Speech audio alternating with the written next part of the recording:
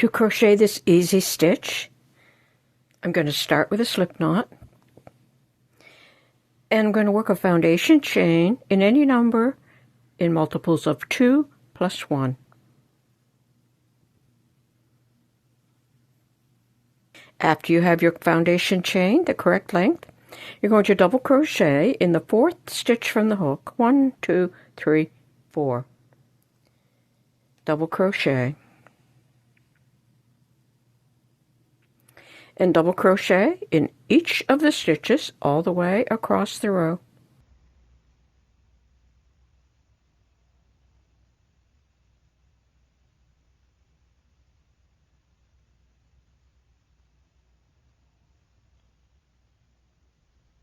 Like that, all the way across the row.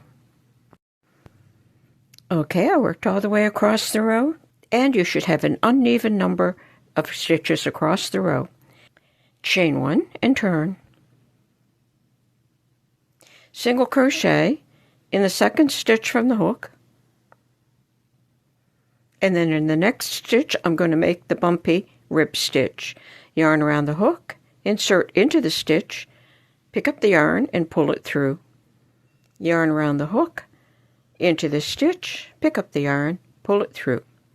You will have 5 loops on the hook. Pick up the yarn, pull through all 5 loops. Single crochet in the next stitch.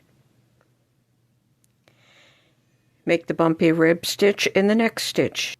Yarn around the hook, insert into the stitch, pick up the yarn, pull it through.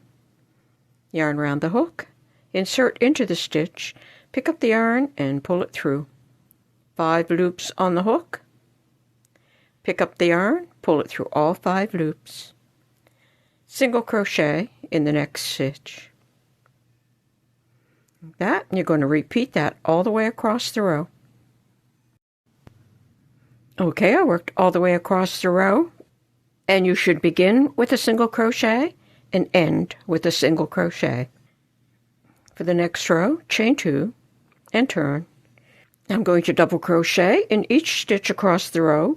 That chain 2 takes the place of that first stitch, which is the 3rd stitch from the hook.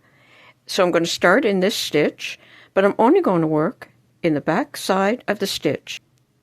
So yarn around the hook, insert into the stitch in the back loop only, pick up the yarn and pull it through, pick up the yarn, pull it through 2, pick up the yarn, pull it through 2. And I'm going to go ahead and I'm going to work all the way across the row, making 1 double crochet in each of the stitches, working only in the back loop of the stitch.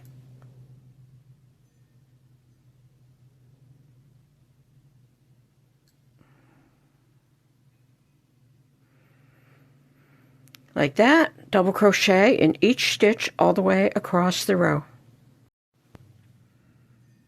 Okay, I worked all the way across the row, and there should be an uneven number of double crochets across the row. And so now for the remainder of the pattern, you're going to work a repeat of this row and this row. So it's a repeat of the bumpy rib stitch and then a row of double crochet. So the next row would be chain 1 and turn, single crochet in the 2nd stitch from the hook, and then work the bumpy rib stitch in the next stitch. So yarn around the hook, insert into the stitch, pull up a loop. Yarn around the hook, insert into the stitch, pull up a loop, 5 loops on the hook, pick up the yarn, pull through all 5 loops, and then a single crochet in the next stitch.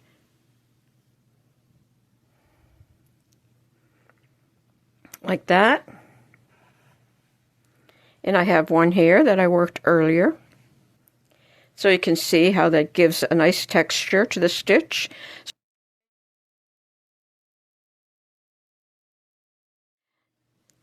So you could use this stitch for making cuffs on sweaters. Or you can use it for many other things.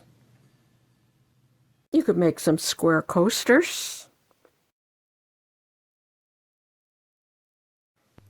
To make a cell phone cover, start with a foundation chain and then work as many rows as you need to be able to wrap it over, and then sew down the side and across the bottom.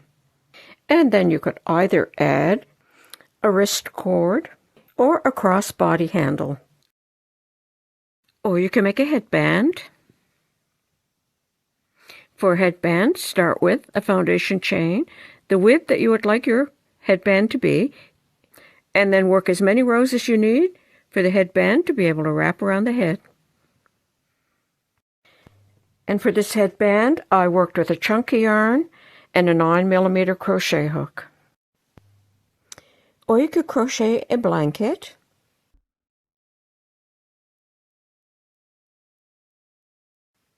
You could make a cushion cover. For a cushion cover, start with a foundation chain as wide as the cushion, work as many rows as needed, then make 2 and sew all around 3 sides, insert the cushion, and then sew the last side closed.